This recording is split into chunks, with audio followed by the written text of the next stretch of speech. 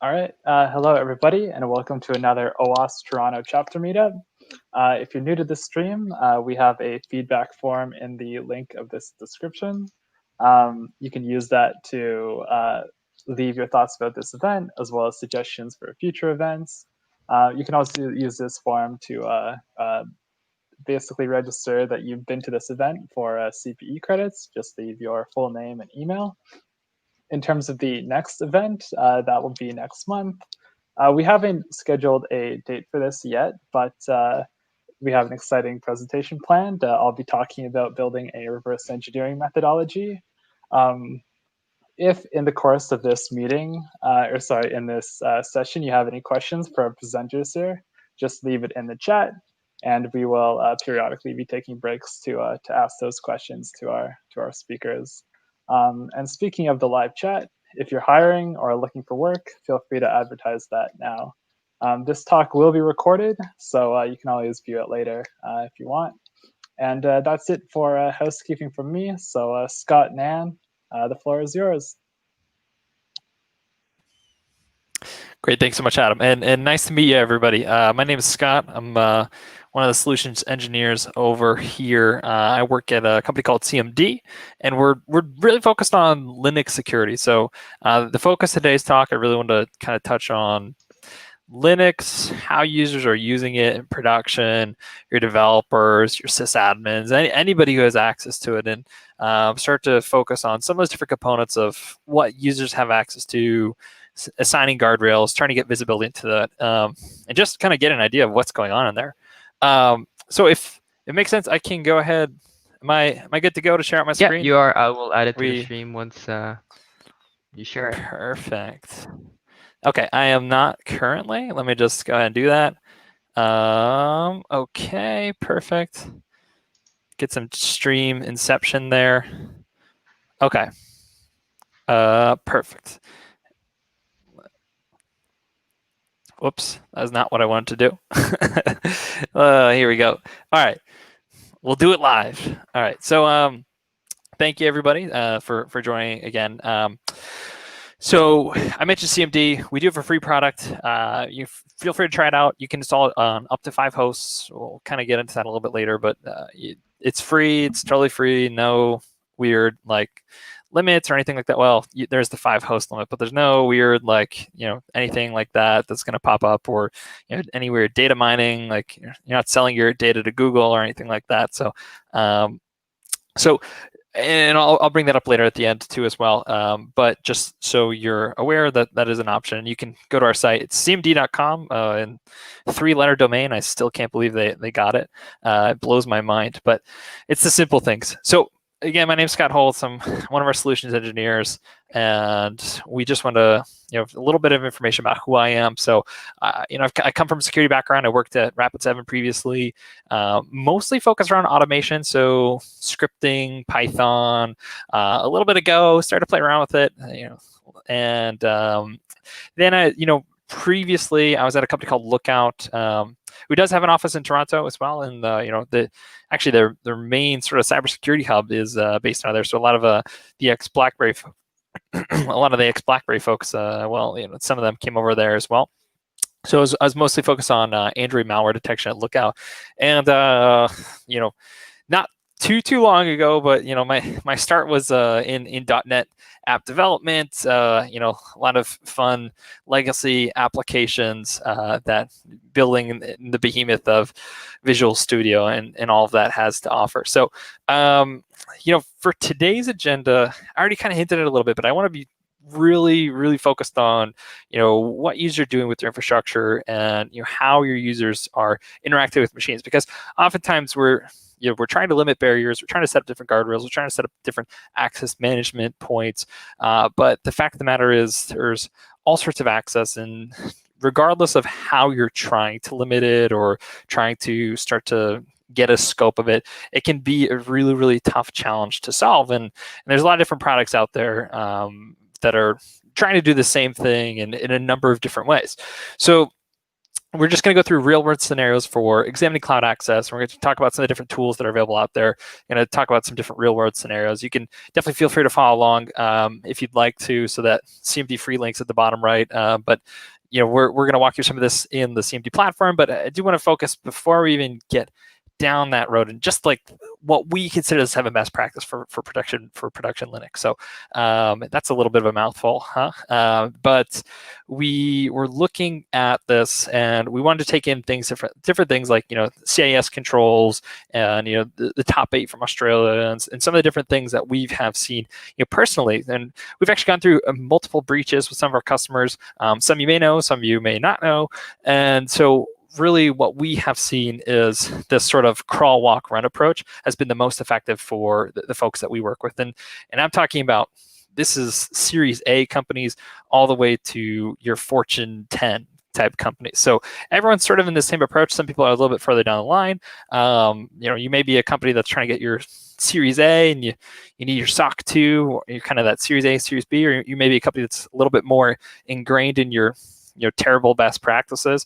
So it can be, it's a different challenge each way, but everyone's trying to do the same thing. So the nice thing is it's pretty easy in theory, right? But then once we start to get into practice, it gets more complicated. And I did want to focus mostly on 3, 4, and 5 here, but I'm going to touch on each of these as we go here. So the first piece is your foundational security. So everybody knows this. I don't have to get too much into any of this, but just the security basics, right? Set up the perimeter, set up backups, encrypt your data at rest if and when you can. The different security awareness programs that you want to put in place. So really, this just comes down to, I came from Rapid7, so if you're not aware, it's a vulnerability management solution, and focused on finding vulnerabilities in your environment through scanning. So similar to a number of the different Qualys or Nessus or any other solutions that are out there, but really, what we consider sort of simplistic can be complicated depending on your environment. So I think we're all aware of this, but getting past this piece is really the crawl component in my mind. Now, getting more towards real-time monitoring, this is where things get a little bit more fun. So the ideal state is, as I mentioned, is rarely achieved, but you want to be able to watch for anomalies in your environment, and that's where things get a little bit more complicated, because you have to understand what typical user behavior is, and that can be a 30-day exercise, that could be a 60-day exercise, that can be a 6-month exercise. Really depends on your log storage, how often you're monitoring, what you're monitoring.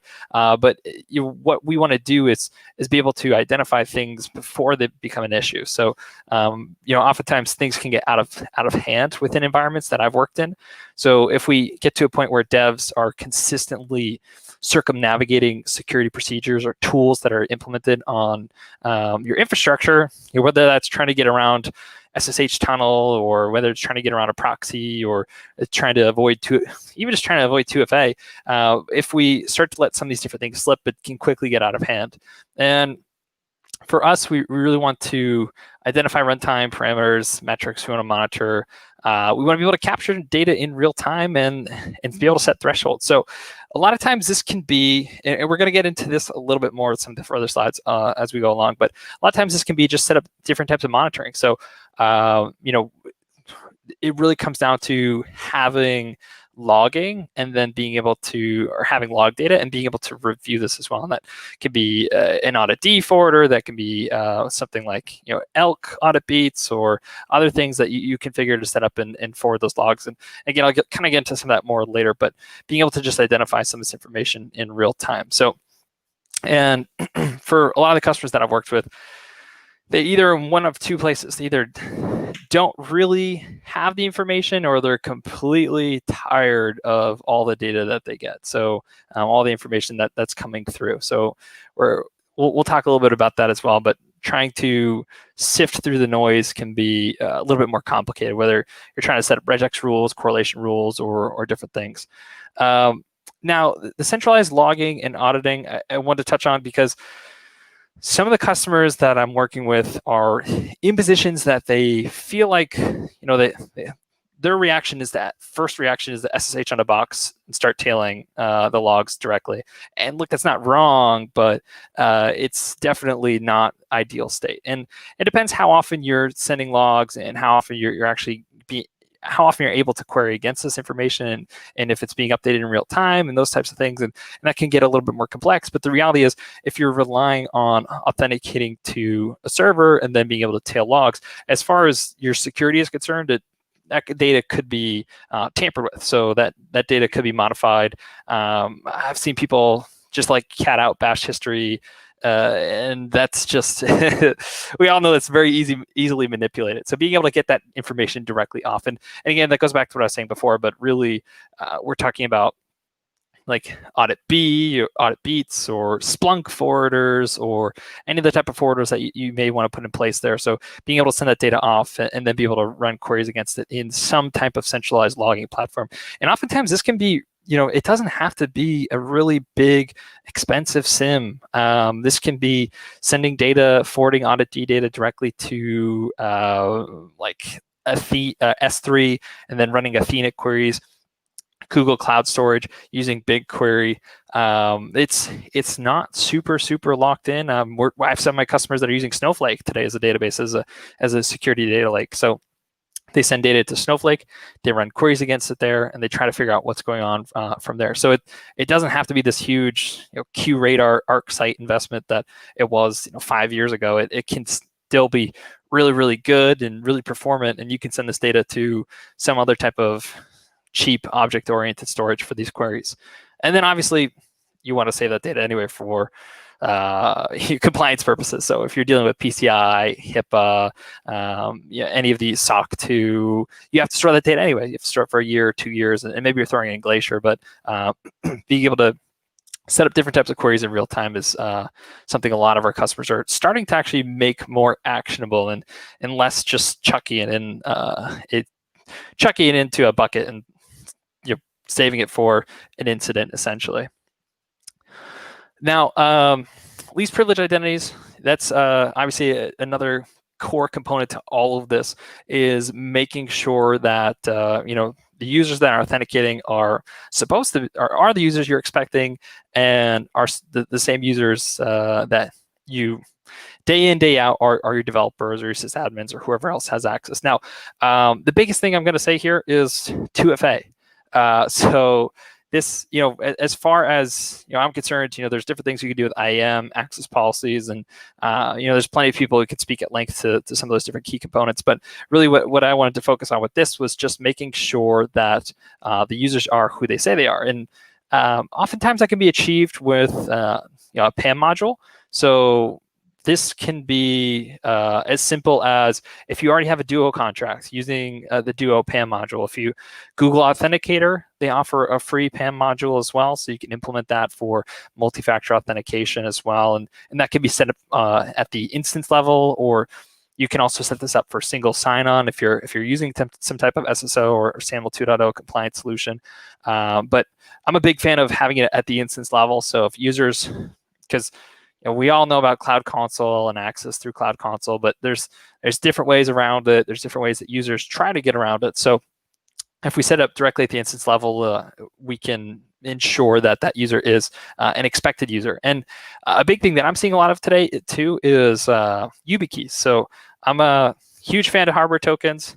I feel like they're making a little bit of a comeback recently. The old CAC cards and tapping and or putting into your machine. It's making a little bit of a comeback with YubiKeys, and I'm really excited for it, because I think that's an additional layer of security that we're really not taking advantage of. And even if you have to do TOTP, TOTP gets crapped on a lot, but TOTP is an awesome option, especially because things like Google Authenticator are completely free, right? As long as you have some type of user identity backing up G Suite or somewhere else. And IDPs is a whole nother long conversation. But so going back to what I was talking about, really just I think that the key component is tying this to an identity, trying to set up MFA or multi-factor authentication.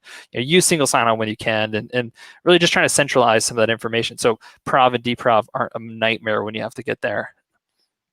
The amount of problems that I run into where there was just an account that hasn't been deprovisioned is insanely high. So I think we all are aware of this, but it's something that tends to slip the cracks, especially when you are doing this at scale. So that's something that, as from a user perspective can be helped, especially with something like implementation of multi-factor authentication. So if you revoke their MFA access, if you accidentally leave them access somewhere else, you don't have to worry about it as much. Now, if we go to the next slide, so more focused on controlled data access. So this is something that we all really know about as well, but the reality is when we're starting to implement some of these different access management policies and controls, we want to ensure that the data here is safe, and we want to understand what the classification of that data is. We want to make sure that there's no potentially sensitive data. I have a lot of teams that I work with where support reps have back-end access, and they have access to customer data and customer information secrets. And that's not even talking about the types of sensitive data that gets passed through in plain text, like AWS private keys or secret keys, or just a user entering their MySQL password directly into the command line. So all of this does get sucked up by your auditee or by your different audit components. So you want to ensure that that information is accessed securely, but also that when you're creating that audit trail, you know who accessed that information. And then you also want to make sure that information is scrubbed from wherever your centralized logging platform is. Because a lot of times I don't have to tell anybody here about S3 buckets that not being secured, but that's just something to take into consideration as well, is making sure that we're implementing safe and secure access around that data, and ensuring that that data is always encrypted, or making sure that that data is always scrubbed as well before it ever touches it, or redacted, or anything along those lines. So really just kind of some of those aspects. So DLP, encryption, all things that you have to consider. Legal, terrible. So when we get into incident response, right? So this is getting more towards what I see is sort of the fun stuff, but being able to understand, what you're going to do when something happens. So understanding what the breakdown is when we have somebody. These are real scenarios that I have with some of my customers where you respond to a crypto miner. That's obviously the big one that we see a lot of, but also beyond that, users copying files offsite. That's come up for a few of our customers as well. So just being able to understand what the playbook is, whether it's running through a tabletop exercise or something along those lines, being able to understand who is responsible for what in the event of any type of incident as well. So obviously, going through this, and I think the thing is really when we're working with some of the DevOps engineers as well, like this is nothing totally new for them as well. So it's kind of a similar process when you're going through a production outage. You really just want to kind of root cause and then figure out how you can ensure that this never is going to happen again in the future, and then being able to tie that and attribute that to specific events that have happened in the past as well. And that gets back to that centralized logging. So as long as we have that information, and that centralized logging will help with your outages as well, but being able to point to, this was the intern who ran rf root directory, right? Whoops. But we can tie that back and figure out what exactly happened and what the chain of events is that led to that. And when we talk about the challenges of production Linux, talk about some of these different things. I think really for this one, it's just not having enough time. So I think a lot of us here can tackle these issues, but we're constrained as far as time goes. We're constrained as far as how much effort and level of dedication we could put to this. And I could probably say that for all 1 through 7 of these, but it's just something to consider, especially for this. Is it tends to be a little bit more forgotten because some of the other components take precedence, but it is definitely that crawl, walk, run approach, and this is getting more towards the run end of that side. So the last piece before I get into a little bit of this kind of real time here before we jump in, but DevOps oriented automation. So I think this plays such a critical role because the customers that I've worked with that have been the most successful at all of this have been the teams where operations and security play nicely. And that's a huge ask, and it's more complicated than it sounds on paper, just like everything else here.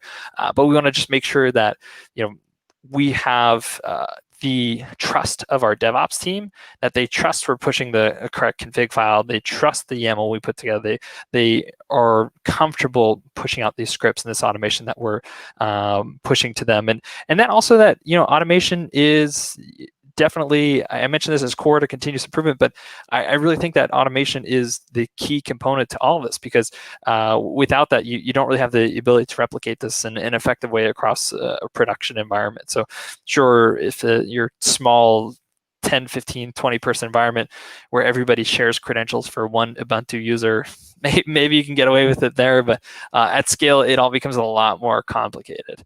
So the key tasks, right, is just it's a little bit of everything we talked about before. It's really just the data capture. It's ensuring a CI/CD workflow. It's ensuring that you have different types of automated responses to these events, and make sure that your provisioning, deprovisioning is working.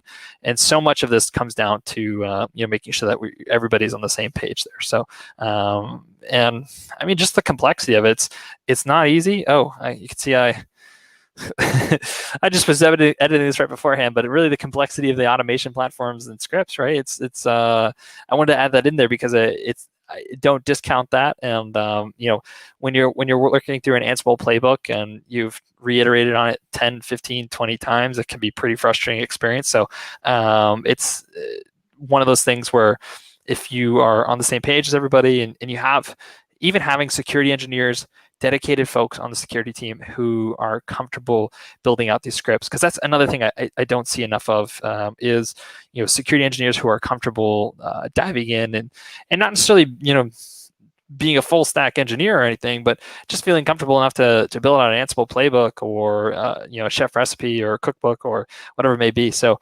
that is a great asset to have for your team as well.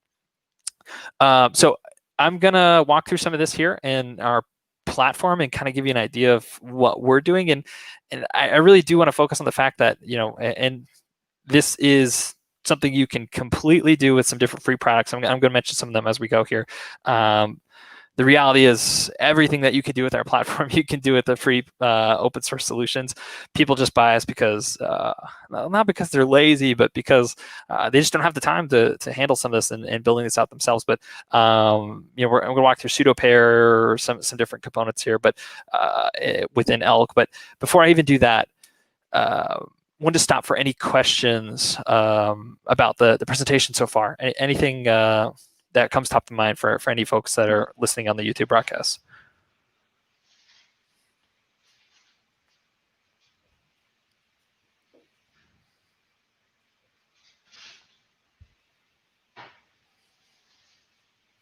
Okay, I think we're good to go. Let me jump out here and go through a couple of quick things. So I mentioned this concept of centralized logging, right? So we're talking about this. I'm going to go over to my other screen here and just authenticate to a machine. So really, what I mentioned there was getting away from this concept of like logging onto a box, running netstat, running ifconfig, running vartail log, right? The more that you can get away from those types of practices, the better off you'll be. Now, it's not to say that you're never ever going to need to do those things, but really you want to ensure that this information is being sent off, and whether it's through Audit Beats or Audit D or some other type of platform, you want to make sure that you're getting those logs off the box in as close to near real time as possible. Because when you do get down to that incident response, that's 10 minutes, 20 minutes, 30 minutes can have a wide impact when we're talking about the server and the infrastructure there. Now, the things I just want to mention is, so a lot of times I talk to folks and it's so obvious what the first things they want to do in terms of implementation. So I talked about finding anomalies for user behavior, but the first thing that you want to do is even just find bad behavior in your environment. And the nice thing is, so actually, I'll cat out a few different things here, but if I escalate up to root, you kind of have varied level of access where you can kind of do whatever you want on the machine. So if I wanted to, let's say like cat out Etsy password or Etsy shadow or Etsy suitors or something along those lines, that's, right there an indication of a user trying to fish around, trying to figure out what's going on that platform. So if I just run cat Etsy password, oops, that I'm a little tired over here. I know everyone else is probably too. So if we just cat out Etsy password and we go ahead and clear that. So that's already an indication of some type of bad behavior. And if you are, one of the teams that I work with, this gets lost in the noise. It can quickly get lost in the noise. So really what we want to achieve is being able to understand what is getting lost in noise. So the first components of this is understanding what's getting lost. So I'm just going to open up CMD just to give you an idea. So we just actually passed along that log. We didn't even alert on it. We didn't catch it necessarily or anything along those lines, but this is the type of visibility that we want to be able to see. So we want to understand when a user is running these types of execs. And so once you start running different types of correlation rules, you want to be able to apply them across your environment for a specific rule set. And what I think is really cool is I did want to bring this up as I'm not sure how familiar everyone is here with some of the work that Red Canary's done. So Red Canary is a managed services provider and can help with some of these different components, but they don't pay me. They probably should, but they have this thing called Atomic Red Team, and it's essentially just laying out some different components of the MITRE ATT&CK framework. So if you're not familiar with MITRE ATT&CK, attack is attack techniques in common knowledge.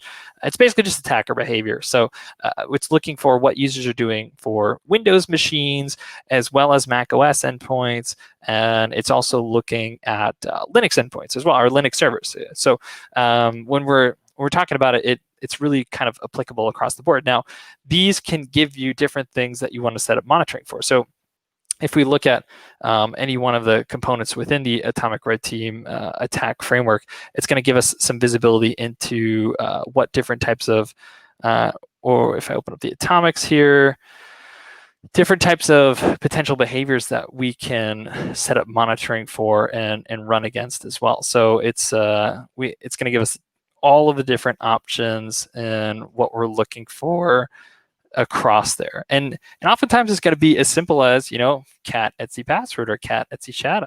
So, what I've done in my free time is start to build some of this directly into bash scripts as well. So you don't have to, log into a box and run it. You can just drop in a binary and be able to run that against that as well. So if we so if we go to the Linux matrix here, this is going to break it out a little bit better for you. So, talking about like cron, for example. So we mentioned, or I mentioned earlier, a lot of things that we're seeing are cryptocurrency attacks. So a lot of times that's going to be a modification to, cron.d. And what we can look for is a user trying to make those modifications here or trying to set up like a daily cron job on a machine. And it's once we have an idea of these, we can go ahead and then just run them directly on our machine. So if a user came in here and tried to, let's say make a modification to sudoers, for example, and just wanted to drop in some data, we should be able to, make a notification of that and be able to capture that directly within our solution as well. So we should be able to, as far as whatever centralized logging option we have, be able to capture that and also, utilize something like file audit as well, so you can see diffs and understand what users have done there as well. And the first thing that I would do, the first thing that I do for a lot of our customers is just first start off with logging in to any old machine, whether it's in your production cluster or obviously you want to set up a test node there to do this on your actual production cluster, but set up a server or node within your dev and environment and potentially within your staging environment and anywhere else, and then just start running these kind of simple tests where you try to do different types of potentially malicious behavior and see what you're catching within your platform. And then once you have a very good understanding of that, then you can start to build out some different components on top of that. So one thing that we have done is starting to, I mentioned those Athena queries that we were talking about. One thing that we've done is start to actually export this data and forward it to like BI tools, business intelligence tools. And that's actually been really, really effective for us. So I mentioned Snowflake, but Tableau, there's good data. There's a number of different tools out there that are available for doing this exact type of thing. And I did just want to run through this really quick because I think this is really, really cool as well. So basically, if you have your raw data, and let's say you have this in like new line delimited JSON or any XML or any other type of format that you may be looking at. Hopefully not CSV, but see some of that too. But once you have your data, right, you can look at this across your entire environment and start to identify things in a more clear-cut manner. And some of these tools even have free versions as well. So, definitely download a trial. Feel free to play around with them. But this is actually Tableau. So once we have an exec overview here, we can look at our execs over the course of, we broke it out by a week and we broke it out by exec paths. So we were just looking for the different binaries, and then we also broke it out by users. So those are the three components that we were highly focused on, but this could be, you could slice and dice the data whatever way that you'd like to. And when you have the free time, if and when, right, you're joining a call at 7 p.m, so I'm assuming most of us on this phone call don't have a ton of free time, but when you do, you can start to look at things like outliers across your environment. So in this case, what we did is we specified a specific user, and that red we're honing in on is a service account. So we were focused in specifically to service account usage across an environment. And what we did is just look for the common binaries that were acceptable for us, so sudo and Docker in this particular scenario. And then we also looked at the date stamps. So if you have the date stamps from your log forwarding option, your tool of choice there, once you send this data in here, it's very easy to start to assemble this data and look at it from an objective standpoint. It's not magic. It's not AI, ML, black box, bing, bang, boom, put it in, make some kind of crazy decision for you, whether it's malicious or not. It's really, really easy. What we can do is just say, hey, look, Tuesdays and Thursdays, I've got a solid red dot.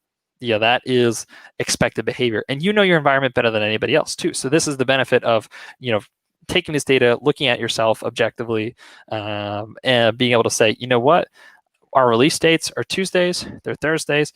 Anything outside of the scope of that is probably unusual or suspicious behavior. So already we've set the baseline of, Tuesdays and Thursdays are acceptable behavior. And then if we look at this day here, so not only is Monday, first off, we're not expecting any type of service account usage on Mondays, and this happens all the time with every customer we deploy to, and it's just devs trying to do their job. So it's really hard to hate on people for this type of behavior, but logging in, pushing a fix, or setting up a hot fix, or adjusting the release, or whatever it may be, but we can immediately pinpoint behavior that we don't want to see. And regardless of what you're doing today, this is something that you may want to put a pin in terms of being able to set up this monitoring. So once we have this, once we have this logging solution sending back data, we can immediately decide, hey, look, anything outside the scope of this is not something that I find acceptable. And then obviously it can be sending a nasty gram to the user, or setting up some restrictions for authentication for service accounts, or other components there. But I mean, just on top of that too, this is really, really obvious to find abusive privileges, because we saw different execs like ls, grep, cd, cat, things that were really just not what service account needs a cat out of file. So in this case, it was pretty plain as day. It can be a little bit more nuanced than this in certain deployments. So the other thing, since I mentioned timestamps as well, it's really important to get an understanding of access time and exec frequency analysis.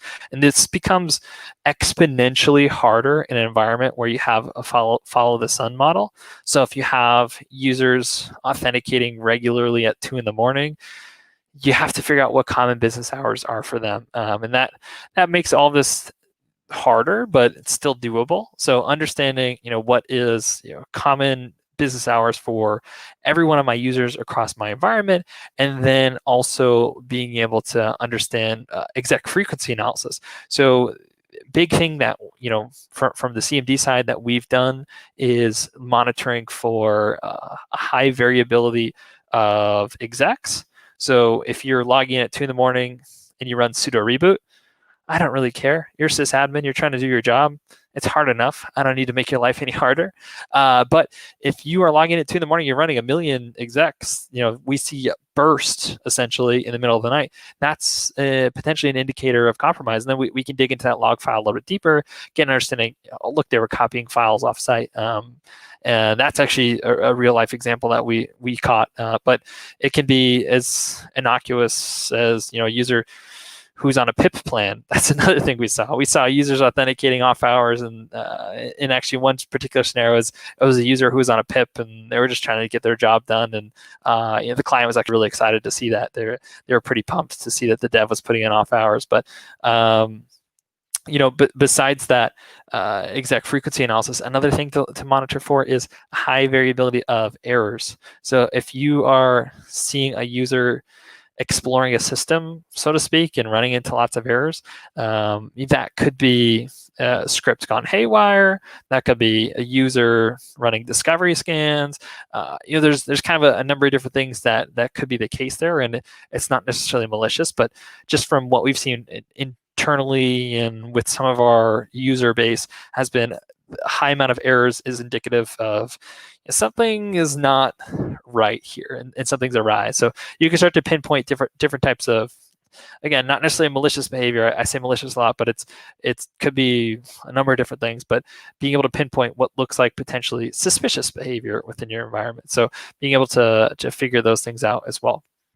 So I'm just going to back out of that here, and I think at this point, I have a few more. Well, I don't really have any more slides here. I have a couple links here. I'm going to be sending this out after, but there's a few different things that I have seen customers take advantage of, whether it's GTFO bins, fail to ban. Cloudflare has an awesome eBPF exporter. If you haven't seen anything related to eBPF, it's so cool. It's not a kernel module extension. It's not a process. It's its own separate thing. Some other things just from Audit D, a pseudo pair, which I highly suggest taking a look at if you have abundant root level usage. It's an open source tool that requires a second user to authorize a user trying to run sudo. So if a user's trying to escalate privileges for a single command or just trying to get root level access on a box, somebody else has to approve it. So that's a really neat, awesome option that's available. And just Hubble from the Hubble stack, it's something that Adobe put together, an open source tool for visibility as well for Linux infrastructure. So again, I'll make sure that we send these slides out to everyone afterwards, so you have sort of these different references and different options for starting to implement some of this if you haven't already. But yeah, other than that, if there's any questions, happy to walk through the slides or dig into anything a little bit deeper.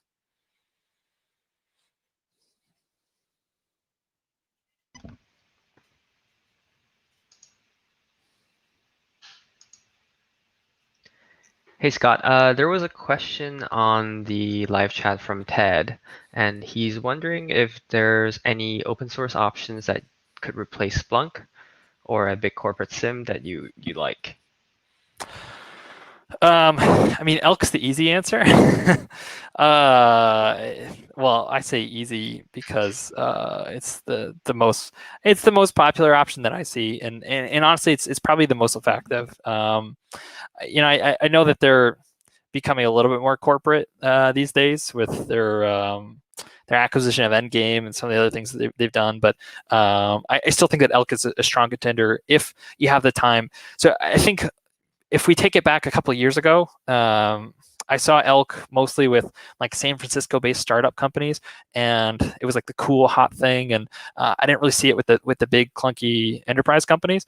And really, I'm starting to see that shift more, and I'm starting to see more enterprise companies buy into elk, because I think a few years ago everyone thought that elk required so much tuning, and it kind of did. It wasn't, obviously it wasn't built for what has kind of become, but from my perspective, it doesn't require any more tuning at this point than your big clunky ArcSight, QRadar, old school sims.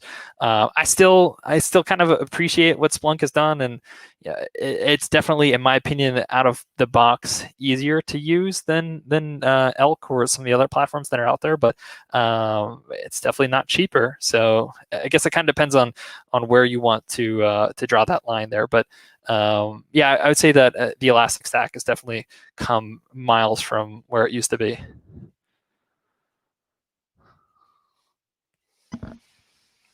Thanks for that. So Scott, would it be possible to maybe change your slides to presenter view? I'm looking at the live stream right now, and the font is... I'm sorry. Let me just go ahead and do that. Yeah, I was afraid to click the StreamYard tab, because I was going to send it to the portal of unlimited StreamYard views there. So a little bit of a StreamYard inception.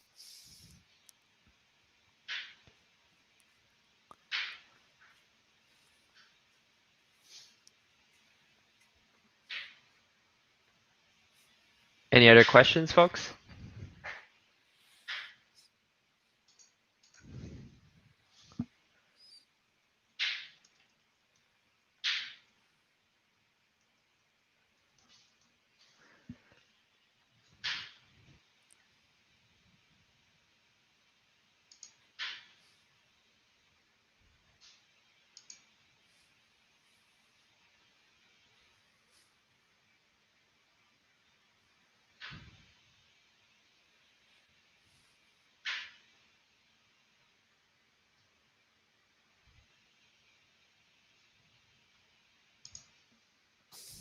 Well, cool.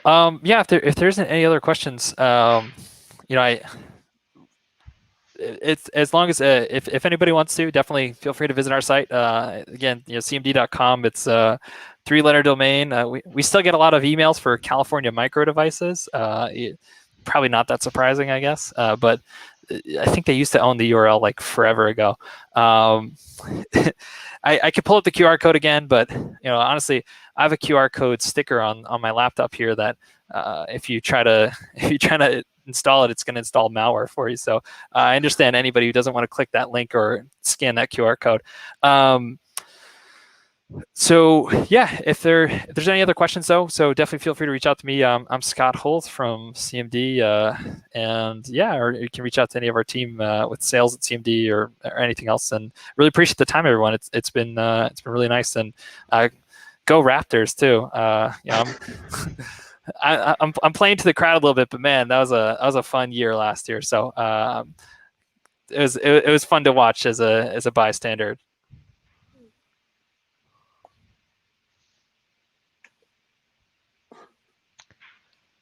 Thank you, Scott. Adam, any announcements? Anything I guess we can close it off. Well, thank you everybody for coming out to another OWASP Toronto chapter meetup. Thanks again to Scott and Anne for your presentation. And to any of the audience members, if you have any feedback for Scott and Anne or how we run our setup, definitely leave that in the feedback form in the description of this video. Before we leave, just want to thank our sponsors, who are HP, Checkmark, Security Compass, Sonatype, Security Innovation, Amazon, and Shopify. Take care, everybody, and we will see you again next month. Thanks, everyone. Thank you.